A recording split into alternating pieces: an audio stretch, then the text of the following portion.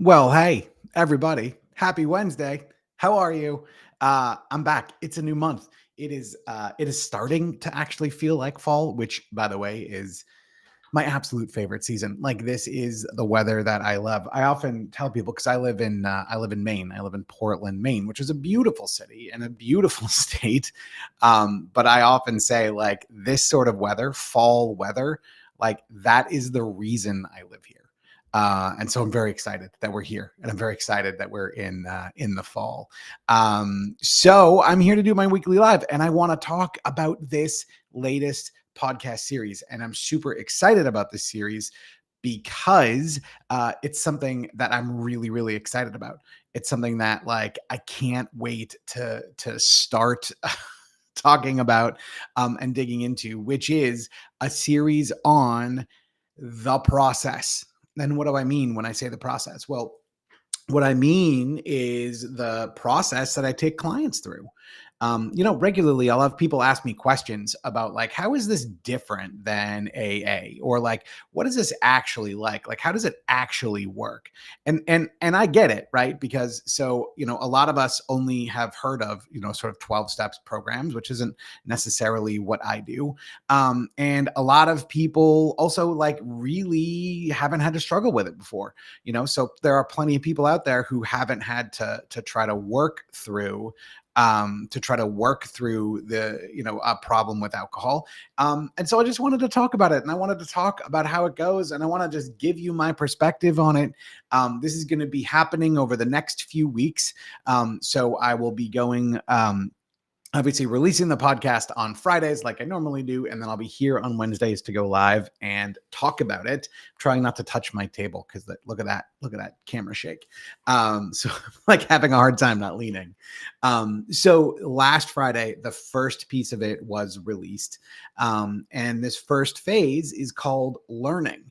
Now, one of the things that is, I mean, it happens all the time. Like every single time I bring someone on, just about, I get some version of this, like, all right, I've got a coach. I'm going to do this. Like, I'm going alcohol free right now. Like, right now, I'm going to quit. Today's day one. And listen, like, that can work very well. And I have seen it work very well. But I have also noticed that, well, to be honest with you, it's the same stuff that we've done over and over.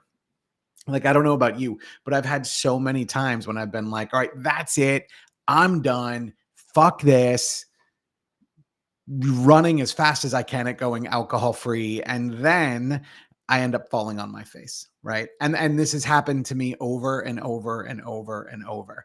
And this might sound familiar, right? Like you wake up with like maybe a really bad hangover or some shit goes down last night that you're not super happy about. You're not excited about it. You don't feel good about it. And then you try to go alcohol free, and then you just kind of collapse back into old habits and old triggers and old problems. And so one of the things that I like to do, especially when I'm getting started with someone, is take a breath, right? Like before we get to this phase, before we get to this space where we're like trying really, really hard to talk about this, where we're trying really, really hard to like make this change and like have the actual physical change be different. Before we do any of that, I want people to take some time, look around and see what there is to see, learn what there is to learn about where they're at. And this is so often overlooked. And I understand why. Like it is completely understandable to me that like once you kind of identify like, hey, this is a problem, this isn't working for me, it's something needs to be different in my life. It's very, very understandable why you might be like, all right, I'm doing it. I'm out of here. Like, let's go. I could totally get that. But oftentimes that sort of impulsive change that doesn't get us where we want to go, right? It doesn't get us to the place we want to be. And this is an issue, because what ends up happening is we end up not being able to make the progress we want to make because we have essentially like a pretty shitty plan. So that's what phase one is with me, right? Is learning. And what is it that you're learning? Well, we're looking around at what are the things that trigger you? What are the people? What are the environments? What are the situations? What are the times of day? What are the times of year? Actually, the fall used to be a huge trigger for me.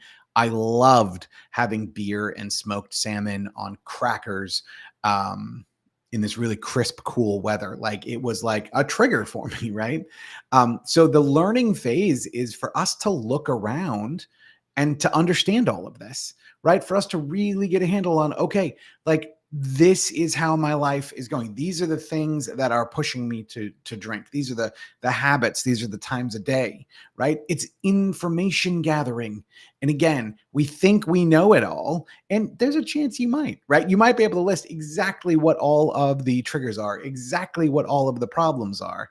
But I'm going to bet money that you don't quite have it all figured out. And there are going to be things that are triggers that you're not aware of. There are going to be things that aren't triggers that you think are triggers. And there are going to be things that when you give yourself the time and space to look around and explore, they're going to be things that you're going to be able to find. And it's going to make a huge difference for you. Because again, we have this thought that like we know exactly the lay of the land, but most of the time when we're thinking about quitting drinking, when we're trying to go through this process, we're like pushing ourselves, like we got to do it now. This is like fucking up my life. Like I don't want to live like this, like all those sort of things, which again can be like a good motivation. They will often sort of stop us from really seeing everything. So if we sort of take off the shackles of having to quit right now, right? If we just kind of let that go, and instead, if we decide, okay, I'm going to learn, put on my learning hat, right? You'll learn so much more. And it's funny because I've seen this. Like I have had clients, and this has happened on many occasions with me. When like say I'm just getting started with someone and we're on this call and I'm like, all right, let's talk about your triggers. What are the difficult things? And they'll give me a list, and we'll have this list. And then we decide, okay, we're going to go into this learning phase. We're going to spend time, and it doesn't have to be a ton of time, by the way, a week, a couple of weeks, sometimes up to a month. Obviously, we don't want it to be open-ended. This isn't like something to go on forever, but the goal is that there's a period of time where you let things sit, where you take a breath and relax. And I would look at this initial list that clients would come up with, and then we'd have the couple of weeks, and then that list would be like twice the size by the time the couple of weeks were over, right? That's the power of giving yourself the space to understand the triggers. That's the power of relaxing, getting this sort of anxious, pushing, we got to get this done, we got to make this happen energy, getting that out, and instead being in a space where you can breathe and learn.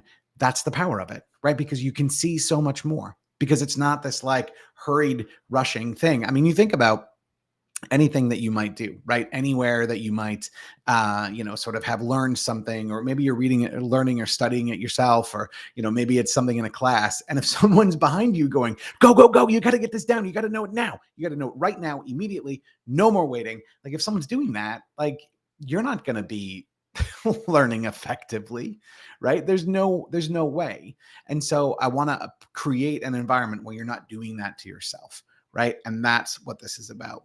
Now, so far, I've talked about learning triggers, but there's another thing. There's another really important concept. And this is something that I picked up. There's a great book called The Biology of Desire. And this book, and oh my gosh, the author's name is escaping me right now. Holy cow. This is seriously like one of my favorite books on this topic. Anyway, it'll come back to me. But in the biology of desire, there is a concept called, hang on, I'm looking up the biology of desire just so I can give you the author's name. Mark Lewis. His name is Mark Lewis. God, how did I forget that? But there's this really great concept that Mark Lewis talks about in the biology of desire, which I call them precursors, but it's essentially these things that lead to triggers, right? So like a lot of our lives happen in patterns, right? There are sort of patterns where like this thing happens, and then that thing happens, and then that thing happens, and then that thing happens. And it happens over and over, right? And our brains, they become used to it. And so one of the things that I try really, really hard to get people to see is like, what are those precursors, these things that tend to happen before triggers happen, right? So there's an example that I like to give, which is like, imagine that you have a friend who every Thursday they call you, around, I don't know, 4:30, and they're like, "Hey, what are you doing tonight? Like, let's go out to the bar."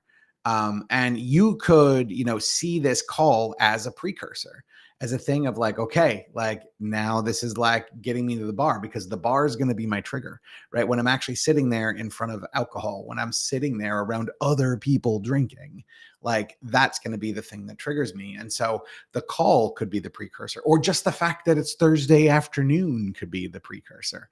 Again, these are things that we don't necessarily think of, but they are things that set the stage for what happens next. When you give yourself an opportunity to learn, when you let yourself sit in phase one, even for a little bit of time, you start to set the stage to see this stuff. And again, right? It's knowledge is power, right? It's G.I. Joe. Like that is so important, because you see it and you understand it. And now you can do something about it. And that's the next phase, which we're going to talk about in the podcast coming out next week. And a week from today, I'll do a live on it, which is this idea of planning, right? And how to do and what to plan. So far we've talked about this idea of getting, learning about your triggers, learning about those precursors. There's another thing, and this is really, really, really important, which is really learning how alcohol impacts your life. Like, what is your day to day like? Now, again, most people, especially in this rush to quit, when we realize shit's really bad, we realize, I don't want this, I don't like how this feels. When we see all of this stuff, most of us are in a place where we're like, it's all terrible, like it's bad, I'm gonna like lead a shitty life, like this isn't gonna be fun, right? That's how we see these things. But oftentimes, giving ourselves some space can help us put some meat on the bones of this picture we have of our current life, and we can really start to understand like how deep this impact is. I think a lot of us don't want to look at it, right? Like we know it's there, like fuck, I know my relationship with my kids isn't what it should be, isn't what I want it to be, and I don't want to spend time looking at that because it bothers me, right? Because it's like really upsetting. um and so this is part of what happens when we go through this process, is we see it and we're like, ooh, that hurts, and I'm gonna not fully get it. But if you take some time, remind yourself that you're okay. And again, this is part of what I do as I coach people, is help them remember they're okay, but really look at that impact. Right? Really look at that. Really look at the impact on, maybe, like I said, your kids, or other major relationships in your life. Really look at the impact on your work. Really look at the impact on how you feel every single day, right? These things are very, very powerful motivators. But again, we skip over them because we don't want to see them, which is completely understandable, because it sucks, because it's no fun, right? And we don't need to be doing that. We can instead take a breath, and we can instead say, okay, like this is the impact. This is what I'm seeing. This is what I'm feeling. And that's massively, massively powerful. And there's one other thing, right? And this sort of last thing as I start to wind down here. But in addition to understanding the impacts in a negative way, you can start to understand the reasons that you want to drink. And this is so powerful, right? Again, so many people spend a ton of time focusing on, why am I quitting? Why do I want to go that way? Why do I want to do this? But there is something huge about understanding why you're quitting or why you're drinking. Like, what is that thing? Is it stress? Is it relaxation? Does it help you feel different? Do you like the ritual of it, right? Do you feel like you can't be social without it or funny without it? Like, I used to be in sales. I felt that 100%. Like, I really felt like I had to have a drink in order to like be successful and connect with people and do my job. Learning this, learning these whys, learning this about yourself will make an incredible impact on you when you actually go to take that step to go alcohol free. And again, the more you know, knowledge is power. The more you know, the more effectively you can do this, and the more effectively this process will work for you.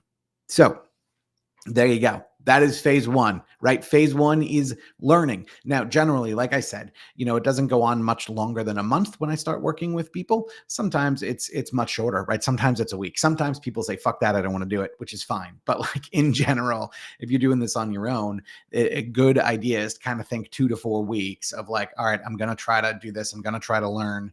I'm gonna stop yelling at myself. I'm gonna stop hating myself for a little bit. You can pick up that hate and anger again down the road if you really want to.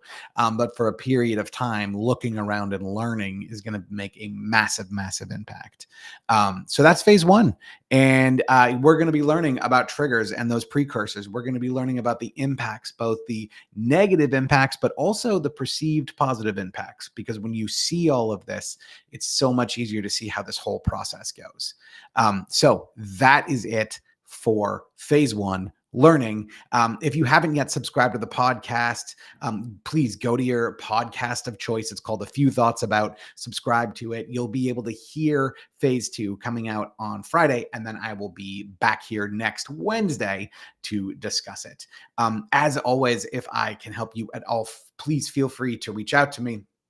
scottpiniard.com. There's a contact button right there on that website. You can always email me, scott@scottpiniard.com too. I love hearing from people with questions, with thoughts, with all of it. So with that being said, I'm going to say goodbye. Have a fantastic week.